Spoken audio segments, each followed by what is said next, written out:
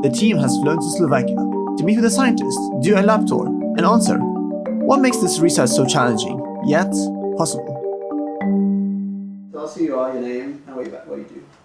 Well, my name is Jan Kovac. I'm a chief bioengineer at Foregen. My main topics is bioreactors, recellularization, decellularization processes. So I'm behind all of the scientific, mechanical, and chemical heavy lifting. If people think that it's only me and Stana working, that's insane. It's a large team. It's a multidisciplinary project. That's very important to mention. And hence, you have a lot of people. You have different departments. From top of my head, we have up to 20 people. But we are also cooperating with some universities outside Slovakia, obviously. Some specializations or some tasks and some experiments require really the top of the field people, and especially customized, one-of-a-kind equipment, and also people that know what they're doing with the equipment. Imagine it like if you are building a sports car and you said, well, I need to be the most prettiest car ever. Yeah, it needs to be, think about beauty. Then you go, okay, but what about designing team? Yeah, we have to go to Italy. Then you say, okay, but what about the engine? Yeah, and I said, well, we can go to Germany. And then I go, what about, I don't know, something. And you go, yeah, we'll probably go to Japan. Then you have a perfect supercar. Vascularization is a very, very important, also very difficult step within the process. Let's have an analogy to tubings. You get the main pipe, and you go to smaller pipes, you divide it, and so on. So that's the same with vascularization. During the processes of decellularization, you still kept some part of the architecture, but during the recellularization, and then you would like to do the maturation, of course, you need to introduce revascularization to the whole system. So you need to basically reintroduce the whole piping. If you don't have a vascularized, regenerated tissue, the chances of it surviving are very low. So what does that mean for us? We're really trying to leverage the technology that's available and use the bioreactor to revascularize. So that looks like using different factors, protein factors, so cytokines, some forced migration, hypoxic, so low oxygen environments. So once you create a low oxygen environment in like a bioreactor or a incubator, a condition that has heat and gases to facilitate cellular growth, if you give a lower oxygen content and you create hypoxic, low oxygen environment, you actually incite the tissue or the cells to really work hard to grow new vascularity, to try to transport as much oxygen to the tissue as possible. And the perfect analogy is a small city without any piping at all. And all of a sudden there are 10,000 people that they want to move in, and they would really like to have running water. Also, they would really like to have wastewater that's running away from the city. You start with the main pipes, then you go further and further. The fun part starts with the really, really thin piping, so the capillaries. That would be a challenge. There is some sort of a beauty in this challenge. At the moment, we've got different strategies. The plan is, I believe, to publish some of the scientific work. My name is Stanislav Ziaran. I'm the professor of the Comenius University in Bratislava. I am the principal investigator of the project for Foreskin Regeneration. The first thing that we need to understand is that the foreskin is not just a simple skin. It is far more complex tissue than a skin, even though it's not so thick, but it's very gentle, let's say. But the specific internal structure is unique. I will be just very general, but I would like to say that it differs from the skin in ways that it's twofold, with the outer skin-like cover and the inner, that it's like a mucosal or a buccal part of the cover. It has another anatomical distinctive features like, for example, frenulum, and it's also innervated, very heavy vascularization.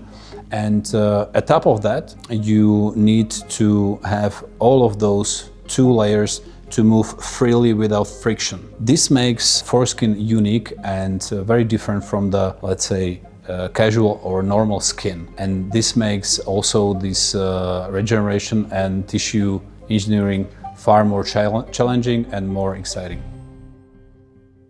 So we are basically describing the process of decellularization.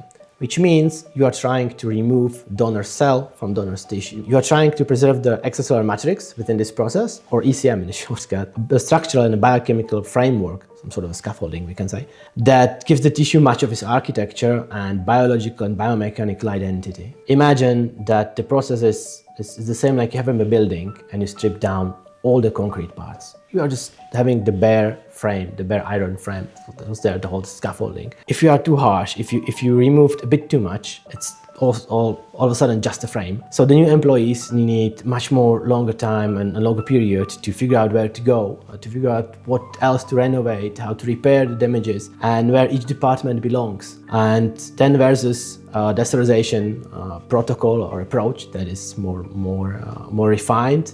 You've put much more time and effort into it. So the building was very carefully renovated, and it's only the bare minimum, the right amount was taken out. So the new people knew, okay, that they know where the engineering department was, and the HR where it used to be. So the new employees can really quickly just recognize, okay, that there was HR, there was the engineering department, so they can really quickly start running the new building and use it. Problem is, and the big difference is between when you repopulate or reseed the cells in the Petri dish or in the 2D layer, let's say, and in the 3D.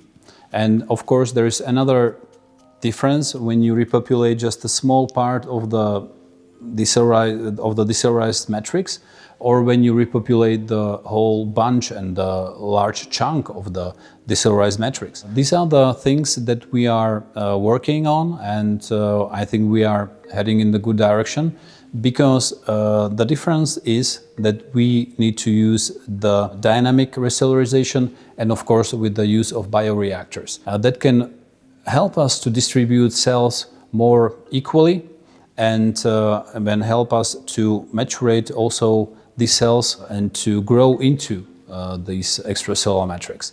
Of course, this is a very difficult and challenging process that requires a lot of time, but is successful. Beyond bulk foreskin tissue, do you expect regeneration to restore specialized nerves, specialized cells that define its function, and specialized structures, like the frenulum, rigid band, Tyson's glands, and fine touch and stretch receptors? We are striving to make a complete regeneration process, and that includes the specialized structures, the elastomers, the elastic function, mechanical properties, hence all the mechanical testing that we did in the beginning of this project here in Slovakia. Short answer is yes, we plan on having that all done. The long answer is that's one of the things that takes us time. The research and the technology that goes into making sure we have all of the specialized cells and the specialized substructures. We're really keeping all the structures that are there in the original foreskin, the donor sample, and in the decellularization procedure, trying to keep as much native structure or original structure there as possible. Hence why we had to go through quite a bit of trial and error with the decellularization process, and getting into the recellularization, well, that's the phase we're in now. After the implantation, after the clinical trials, then we can say innervation is successful or is successful in this amount.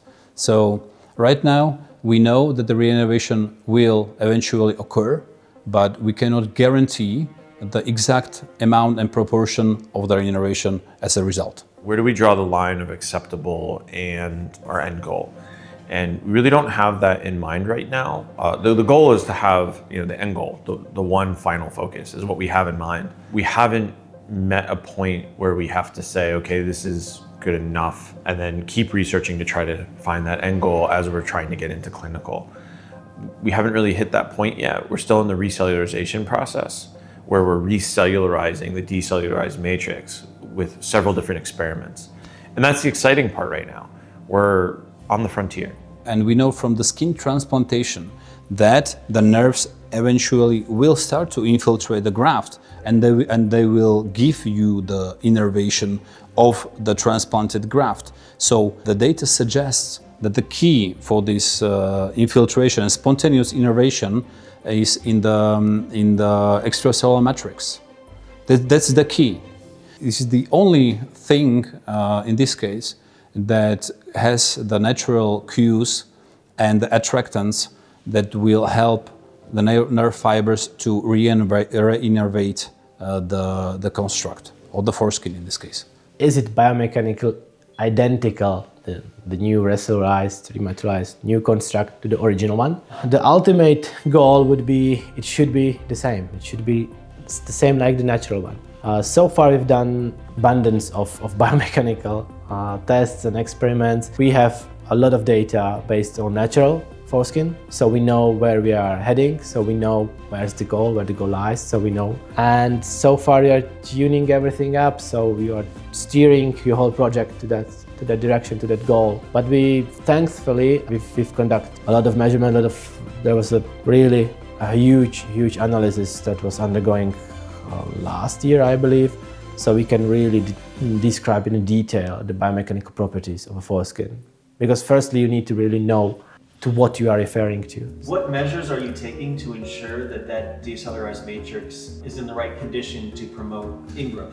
The thing that we do is the large amount of tests and data that we go through in every harvested foreskin. We have a protocol to ensure that every foreskin is right and there are no residual DNA that is above the threshold that is internationally defined, and that there are no larger chunks of DNA that can cause any possible reaction, properly transported and also stored. And of course, before we use any of this foreskin that we use later on for the research, decellularization, recellularization, and so on, we run all of the tests to ensure that every decellularized matrix is 100% free of larger amounts of DNA, toxins, and any remnants or any bacteria or microbes that can harm the experiment, or they can eventually or they can in any way harm or damage the future recipient. When it comes to safety, those are all things that are considered during the clinical trial and that they monitor and keep pace with. There are definitely always going to be risks when you have a surgery. And one of the reasons we really like Dr. Stanov's team and Dr. Stano as a surgeon is because if there are problems, that's when your surgeon would come back to you and say, okay, now we have to reassess and come back and fix things. So that would be a one-on-one with your surgeon at that point, reassess, come up with a plan, and reconstruct from there. And being the technology that we're working on is regenerative, there is the option to go back in, regenerate a new foreskin, and try that. Obviously, this is all speculative. Right now, we're still in the preclinical phase. That's a good question, but firstly, we need to define the difference between 2D and 3D. 2D is a sample that's plain. It's a plain cut out of a decellularized foreskin. Yeah? So you decellularize the foreskin, and then you cut it. It's now in a plain cut. You can have smaller pieces, larger pieces, depends. And then the 3D decellularized foreskin as a whole. It's a whole anatomical cylinder. First thing is that we need to be sure that the extracellular matrix is good and the cells like this extracellular matrix that is without the cells. The tests and the experiments that are ongoing and that were done prove us that this approach is successful. In 3D, cells are not just sitting on a flat surface. It's not petri dish anymore. Here's where the fun really starts. They really need oxygens, nutrients, appropriate flow conditions, time, and also physical support, also biomechanical stimulation. So we are really trying to simulate the real thing. All of a sudden you are there. So the construct also has to keep its shape during all of these processes. So that's also why we support this structure, and during these dynamic processes, when you move to this 3D geometry, all of it requires a bioreactor. So here really bioreactor becomes important. The technical problem becomes biological, mechanical, biomechanical. There's also fluidic mechanics, there's a whole plethora of new problems, new challenges. Again, there's a beauty in it because it's a combination, it's an interdisciplinary problem. Is the color difference between donor tissue pigment and patient tissue being considered or addressed? Understandably, it's a concern, a huge one. I would say firstly, Stano is the expert, but the key point is that it's not a transplant, it's an ECM. From the top of my head, again, an analogy, you are renovating building and your new workers are moving in, they are wearing different color of shirt, dedicated color of shirt that you have chosen to your company. So if your company is wearing green shirts and is moving to new building, they should wear green shirts there as well. Frenulum is a unique part of the foreskin and it's an integral part of the foreskin. So of course we are counting on and we are doing experience, and our scientific approach is to, of course, also to restore foreskin. The question of the foreskin and its future implantation or its future use when the clinical trials will be on set, will be discussed or will be dealt on the onset of the clinical trials. How does it feel to do work that no one has ever done before, knowing that many people could be positively impacted? That's a perfect question, and it's a philosophical one, I would say. It's beautiful, of course it's beautiful, the idea is beautiful. It's the challenges themselves are beautiful. But when you step in, all of a sudden you are in the spotlight and people are like, okay, now you take the pole position, so now we have to go. We are now building our own pavement and our own road to walk on and try to be as good as nature gave us. All of the tissues and all of these miraculous things that nature created. Foreskin, as I said, is a different organ, and it's a unique tissue, doing our own original approach, own original experiments that I believe will be successful. It can be really, really stressful. It can be tedious. You have so many emotions every day, and it's all uncharted waters. Many times there's a failure, but you have to keep your head up and you have to soldier through.